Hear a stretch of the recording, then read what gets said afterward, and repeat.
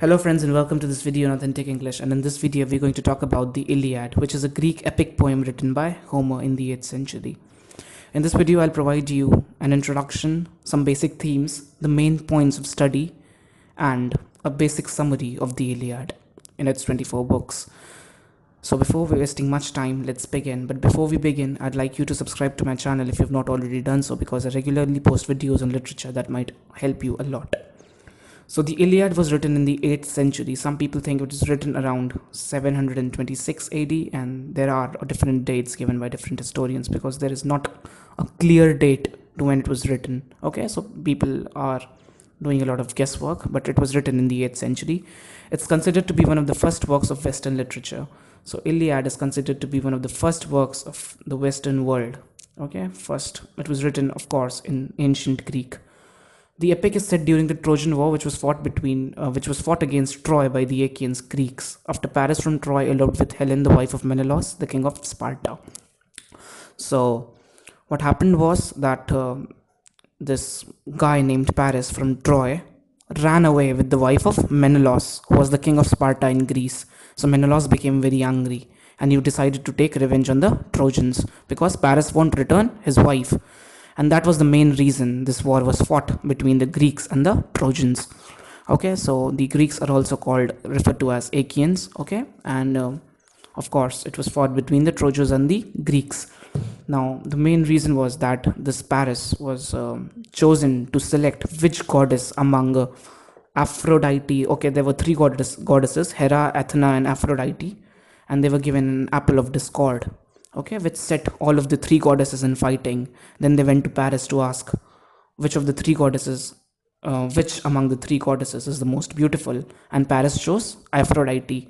So Aphrodite decided that she's going to gift Paris, who chose her as the most beautiful woman, she's going to give to Paris the most beautiful woman in the world, and she gave Helen to Paris. But she should not have given that, actually, I believe, because that set this war. Okay, that was the main reason of this war, because Paris ran away with Helen, the wife of Menelaus, the king of Sparta. So the two kingdoms fought because of this reason. So this is the main reason, but there are other reasons too, which will become clear as we move with our study of the Iliad.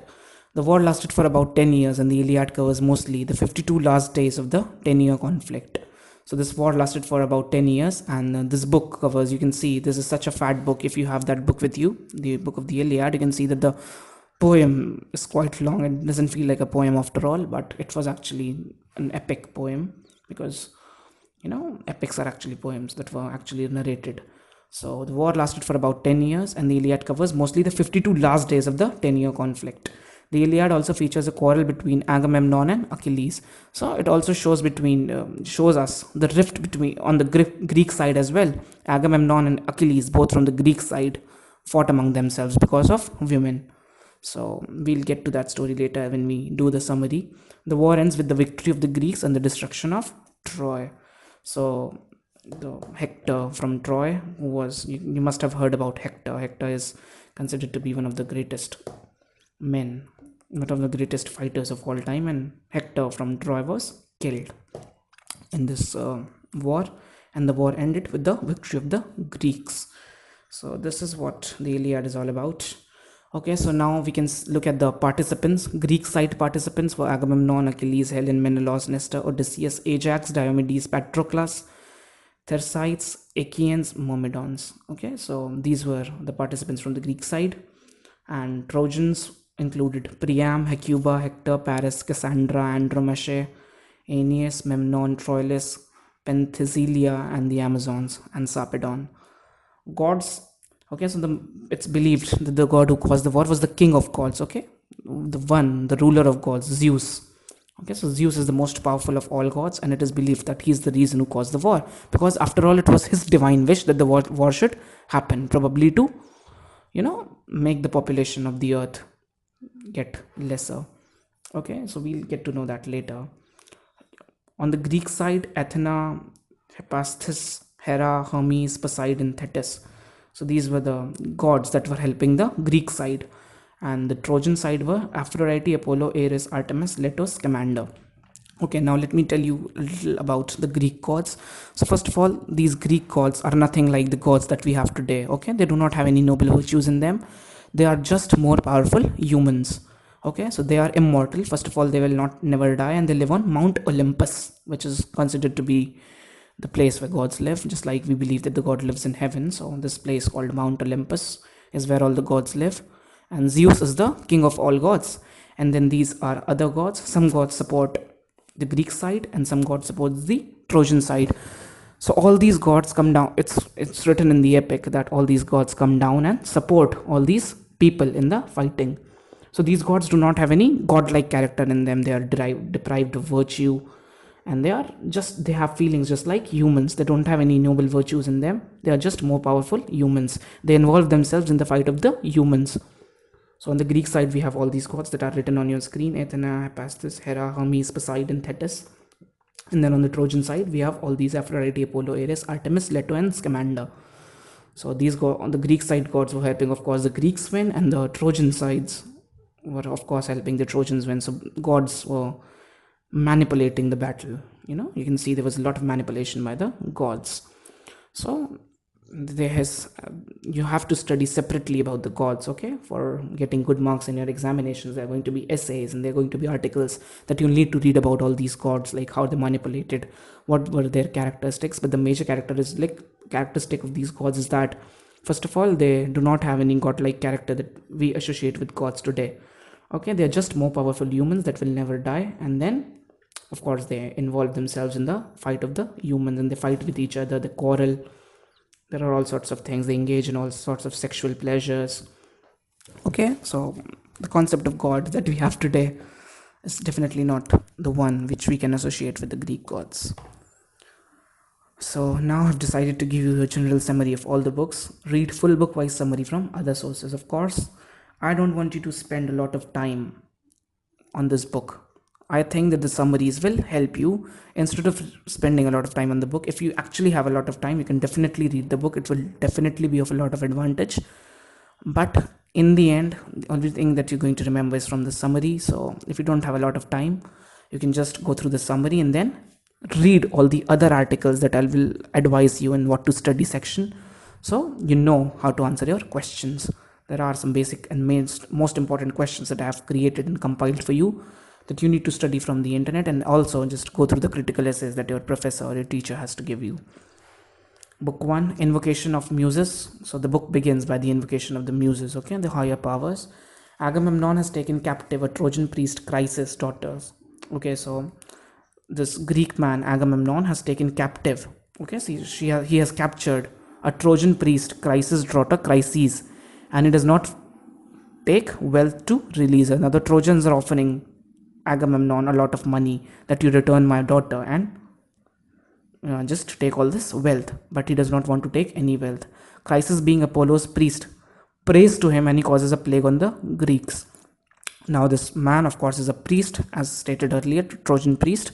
So Chryses prays to Apollo, and Apollo brings a plague upon the Greeks. After 9 days, Achilles is a very powerful man in the Greek army. After 9 days, Achilles calls a meeting to address the problem. Under pressure, Agamemnon is forced to return Chryses, but he takes Achilles' girlfriend Brice as compensation. So, of course, Agamemnon has to return because the Greek army is plagued, many people are dying. So Agamemnon has to return Chryses, but he takes Achilles' girlfriend Brice as compensation. But now he says, Agamemnon, being the king of Sparta, says that I'll take your girlfriend Brice's girlfriend, or you can say captive Brice's, as compensation. Achilles gets angry and decides not to fight for Agamemnon and go home. So this is one of the themes of the play, that Achilles gets angry because Agamemnon takes Brice's from him. So now Achilles will pray to his divine mother Thetis to bring a lot of problems to the Greeks, so that the Greeks have to eventually call him back, and that will make the Greeks repent the decision of angry Achilles. So the anger of Achilles is what this entire epic begins with. So Achilles gets angry and decides not to fight for Agamemnon and go home. So Achilles says, I will not fight in the war, okay, just because you have angered me. The plague ends when Chryses is returned. So now Agamemnon returns the daughter of the priest Chryses, and the plague ends. Brice is taken away from Achilles, and angered he prays to his divine mime Thetis to ask Zeus to get the Greek army defeated by the Trojans, to realize how much their army is incomplete without him. Now, since Brice is taken away from Achilles, he gets angry and prays to his divine mom Thetis to ask Zeus to get the Greek army defeated. Okay, so he prays to his divine mom Thetis that go and ask Zeus that the Greek army is almost defeated, and then they have to call him back to realize that their army is never complete without him. And Zeus agrees to do so.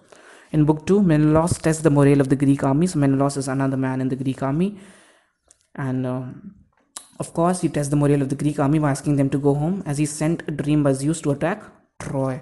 So Menelaus tries to test the morale of his soldiers, like, is the Greek army ready to fight or not? And he asks them to go home, and the soldiers all of a sudden agree to go home, which is not a good sign. Okay, so a rout is prevented when Odysseus, encouraged by Athena, comes and talks to the army to go on with the war. Now Odysseus comes and says to the army that no, you have to go on with the war, you cannot go home. The war begins, and a good description of all Greek contingents is provided. So all the parts of the Greek army, all the contingents, their description is provided in book 2. When the Trojan king Priam hears the news, they come in the plain. True, and the Trojan king Priam also gets ready to fight the war because he knows that the Greek army is approaching on their plain. Book 3, armies meet in Paris, urged by his brother Hector, proposes to end the war by fighting Menelaus. Now Hector is from the Trojan side. He cannot see that just because of a woman that his brother has captured, and he is the brother of Paris. Hector is the brother of Paris. So Hector is very angry that just because his brother, a woman, somebody's wife, that is why they are going to fight such a large war in which so many men will die. So Hector scolds his brother Paris and asks him to fight Agamemnon by fighting Menelaus face to face. Okay, so this is what happens, and now a truce is reached. Paris is defeated, and Aphrodite prevents him from dying at the hands of Menelaus. Okay, so this is what happens, that they actually propose to fight in a duel. Okay, so when Hector says that you have to fight face to face with, instead of letting the entire army fight for you, go and fight face to face. But Paris comes across as a coward. Paris is not able to fight, and Aphrodite helps him, and otherwise he would have died at the hands of Menelaus. In book 4, Zeus' wife Hera hates Troy, and this causes Zeus to make the Trojans break the truce. The battle begins again. Zeus' wife Hera says that he hates Troy, and this makes, okay, so a truce was reached. Okay, but now Zeus' wife Hera comes and says, no, I hate the Troy, somehow make them defeated. So the Trojans break the truce. Okay, they begin fighting again with the Greeks. The battle begins again. Diomedes kills many Trojans, including Aeneas, whom Aphrodite saves, but Diomedes even injures goddess Aphrodite. So a new soldier, Diomedes, is introduced, and he even hurts goddess Aphrodite when he comes to prevent the Trojans. Gods show support to each side, and now gods are showing support to each side. Book 6, Hector prevents the Trojans from accepting defeat. Okay, so Hector boosts the morale of his Trojan army. Hector enters Troy, makes prayers, and urges his brother to fight. Okay, he comes to Troy and asks his brother Paris to fight, while bidding farewell to his wife and son before joining the battle. Okay, so Hector is shown to be a very noble man. Book 7, Hector and Ajax fight. Now Ajax is another man from the Greek army. Greeks agree to burn their dead, and the Trojans quarrel over returning Herald. And now there is a rift between the Trojans, because the Trojans are saying that there is no purpose in the war. Let's return Helen. Paris says he won't return Helen. A day's truce is agreed to burn the dead, and they decide not to fight for a day, to burn the dead people. Book 8, Zeus stops gods from interfering. Trojans prevail but cannot assail the Greek wall. Okay, now the Zeus says that no god will interfere in the battle now, and Trojans prevail but cannot assail the Greek wall. Book 9, Agamemnon admits his fault and sends an assembly to give back Brice and gifts to Achilles to ask him to join the battle. Now Agamemnon admits his fault and sends an assembly to give back Brice. So Agamemnon realizes his mistake, and he sends an assembly to Achilles to give him Brices and a lot of gifts. Achilles and his best friend received the assembly well. So Achilles and his best friend Patroclus received the assembly well, but Achilles does not agree to join the war. Book 10, Odysseus and Diomedes kill the Trojan Dolon and create havoc in camps of Trojan allies. Book 11, battle continues. Agamemnon, Diomedes and Odysseus get injured. So the three important people in the Greek army get injured. Achilles sends Patroclus to inquire about what is going on with the Greeks. Now Achilles is worried. So Achilles sends Patroclus to inquire about how the Greeks are. Patroclus feels sympathetic after Nestor's speech. So Nestor comes and gives a speech, and Patroclus feels sympathetic towards the Greeks. Book 12. Trojans attack the Greek wall and Hector charges in. So the Trojans are achieving a victory now. Okay, and book 13. Trojans sees Polydamas. Trojans see a Polydamas warns Hector about Achilles but is ignored. Battle continues. So there is a Trojan seer known as Polydamas, and he warns Hector that you have to save yourself from Achilles, and he warns him about Achilles, but Hector ignores him. Hector says, no, Polydamas, I will not listen to you. Battle continues. So Polydamas is actually giving a very important warning. Ultimately, Hector will be killed at the hands of Achilles. But right now, Hector has ignored the warning of Polydamas. Book 14, Hera seduces Zeus to sleep and Poseidon helps the Greeks. Now, Hera is also a very manipulative god, and Zeus is a very lecherous kind of a god. So Hera seduces Zeus, and they have a lot of sex, and then Zeus goes to sleep, and Poseidon helps the Greeks in the meanwhile when Zeus is not watching. Book 15, Zeus wakes up angry and sends Apollo to help the Trojans, and now since he knows that the Greeks have been helped, he sends Apollo to help the Trojans. The Trojans break the Greek walls again. Book 16, Patroclus cannot see the Greeks suffer. Now Patroclus feels very sympathetic towards the Greeks. He takes Achilles' armor and says Zeus' son Sarpedon, an ally of Troy. So he takes the armor of Achilles. Now this is a very important aspect, because when Achilles will go to fight, he'll get a new armor from the god Hephaestus. So Patroclus takes with him the armor of Achilles and slays Zeus' son Sarpedon, an ally of Troy. Patroclus reaches the gates of Troy and is finally killed by Hector.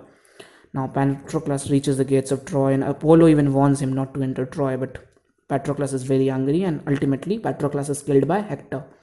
Book 17, Hector takes Achilles' armor from Patroclus's body. Now what happens is that Hector takes the armor of Achilles from the dead Patroclus's body. Book 18, Achilles grieves on hearing about Patroclus's death and swears revenge. Now Achilles' best friend has been killed. Okay, Achilles loved Patroclus a lot. Some critics even believe that there was a kind of a homosexual relationship between Achilles and Patroclus. So Achilles grieves on hearing about Patroclus's death and swears revenge. Now he wants to revenge on Hector. His mom Thetis knows that if he kills Hector, he will die young. Now Thetis is a very divine person. She is a sea nymph. Okay, so his mom Thetis knows that if he kills Hector, he will die young. Hephaestus on Thetis' request makes a new armor for Achilles. Now a new armor is made for Achilles because the earlier armor was taken away by Hector. This armor is a microcosm of the whole universe. Now this armor is described in great detail in book 18. So this armor is said to contain everything that the earth has in a very miniature form. That's why it's referred to as the microcosm of the whole universe, and it's quite important because it's often asked, especially in the University of Delhi. Book 19, Agamemnon returns Brice and gifts to Achilles. Now Achilles joins the war again, and Agamemnon returns Achilles his girlfriend and also gives Achilles some gifts. Achilles is sad with Patroclus's death. Achilles is very sad because of the death of Patroclus. His horse Xanthos tells him of his death, and now Achilles is also warned that Achilles has to die young. Book 20, Zeus allows the gods to interfere. Achilles kills many. Now Zeus allows the gods to interfere and Achilles kills many people.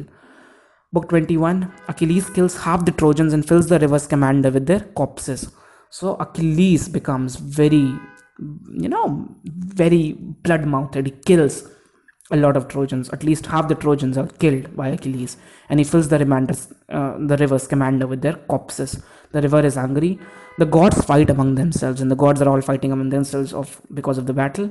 Apollo takes Achilles away from the city. Now Apollo does not want Achilles to cause a lot of destruction to Troy, and that's why Apollo takes him away from the city. Book 22, Apollo reveals himself to Achilles. All Trojans are in the city except for Hector. So you can see that the gods are revealing to each other. The gods, if taken in that sense, if you can believe that the gods were actually doing that. Some critics might say that it was just a thought phenomena that made Homer write about gods like this, that every action was actually associated with God. But of course, it's believed that the gods were just more powerful creatures. All Trojans are in the city except for Hector. Hector wants to face Achilles. So Hector wants to fight Achilles face to face. Achilles chases Hector around the city, but when he sees Achilles, the confidence of Hector fades away. Achilles chases Hector around the city. Athena makes him face Achilles. And then Athena comes. Okay, and Athena makes Achilles and Hector face each other. Achilles kills Hector and drags his body behind his chariot. So Achilles kills Hector and then dishonors his body by dragging it behind his chariot. Book 23. Ghost of Patroclus comes to visit Achilles in his dream to call for his burial rites and wants their both to be put in one tomb. So now the ghost of Patroclus comes to visit Achilles in his dream and calls for his burial rites. Okay, so Patroclus wants to be buried properly, and he also wants that their bones, that there means of course the bones of Patroclus and Achilles, should be put in one tomb. Funeral games are held, so Achilles organizes some funeral games and gives away the prizes. Book 24. Zeus decides that Hector's body must be returned to his father Priam. So what happened was that Achilles has kept away the body of Hector with himself, and now the god decides that Hector's body must be returned to his father Priam. Priam begs to Achilles for his son's body. Now Hector's father Priam goes to Achilles and begs for his son's body. Achilles is moved to tears and both of them recount their losses in the war. And after all, it ends with the losses in the war. Of course, I never praise war. And they actually have to, end this epic with the losses that the war showed. Hector is buried and everyone in Troy mourns. So everybody in Troy is mourning. Okay, because of course Hector is dead. So there are some points to ponder that I've known. Greek gods fight like humans, are immortal, and just like more powerful humans, they are not full of virtues. Achilles and Patroclus may share a homoerotic bond. So these are all the things that you have to study on your own. I'm not providing them in detail here. These are all the things that you have to study in detail from the net. Of course, if you search on these lines, you're going to get a lot of essays. And if you just devote at least 2 to 3 days of research on all of these things, like at least 4 to 5 hours a day, you're definitely going to get great marks in the Iliad. Achilles and Patroclus may share a homoerotic bond. Lots of divine intervention takes place in the battle. So the gods, of course, keep helping each side. Okay, in the earlier slides I showed you which god was supporting which side. So these gods keep interfering in the battle. There is a lot of manipulation by the gods, and that is known as divine intervention. Zeus may have ordered the war to reduce population. So some critics, and in the end it's believed that Zeus may have ordered the war to reduce population. Major themes include fate, glory, homecoming or nostos, and anger. So fate, glory from war, homecoming, that is returning from battle, and anger are the main themes. It also shows us the gruesome side of battle, like there is nothing good in fighting. Now let's go for the important stuff to study. Okay, so this is what is actually very important. The character of Achilles. So this is what you are going to study. You need to study well to get good marks, because questions are asked on these things. First of all, you need to study in detail the character of Achilles, because Achilles is the hero of the epic in a very important sense. The character of Achilles: brave, strong bond with Patroclus, his anger, Hector's body. So you have to discuss that he's a brave, very brave man. He shares a strong bond with Patroclus. You have to discuss that. And the only reason he comes to fight the battle was because Patroclus was dead at the hands of Hector. And then his anger is very important, because his anger made him withdraw earlier from the Greek army. And then the treatment that he did to Hector's body, he tried to mutilate Hector's body. So you have to discuss on all these aspects, and there can be definitely more aspects if you read more critical essays. The will of Zeus in the Iliad. Okay, so Zeus is the master of all gods. So you have to talk about how Zeus is important in the Iliad, gives orders to other gods, causes the war. Okay, so it is believed that he is the main cause of the war. If Zeus did not want the war to happen, it would have ended. Okay, just like in our Ramayana, in our Mahabharata, it's believed if Krishna did not want the war to happen, it would have ended. Somewhere favors Trojans. Okay, so somewhere some critics believe it favors Trojans, although he's never shown to be favoring any of the sides clearly. Main reason was Helen, or a plan to reduce population. And what is the main reason that the war took place? Was Helen, or on a bigger level, a plan to reduce population by Zeus? You also have to study about especially the character of Hector. You can study about Priam too. Priam is the father of Hector, but Hector's character is very important. Hector was brave in how he fought, what he did. Okay, so you have to discuss all of that. and of course his brother Paris. Origins of war, quarrel between Hera, Athena and Aphrodite, apple of discord. So I've already told you the story how Paris chose Aphrodite as the most beautiful woman, and then Aphrodite decided to give him Helen as a return gift. And then Paris ran away with Helen, and that is all how the war originated. So you need to have a clear idea about this so that you can write this in your answer. Then the shield of Achilles. Okay, it is the microcosm of the universe, and Thetis asks Hephaestus to give him a new shield after Patroclus has taken his shield with him. So Achilles' shield is very important, and many questions have been asked, especially in the University of Delhi on this. Visually described, so it's described in very intricate details and shows a lot of contrast between good and evil and all sorts of lives. Okay, the city life and the country life and all of that stuff. Of course, the role of the gods in the Iliad. So this is a very important question. You have to comment on the roles of the gods. If you read a lot of articles on this, you'll get like what Zeus does, what Hera does, and how everything happens, and then the significance of this battle. So these are the points on which you have to make your study. If you are able to master these things, at least you'll feel confident about answering most of the questions that come your way. So this was my video on the Iliad. I hope you like it. Thanks a lot guys for watching, and see you soon. Bye bye.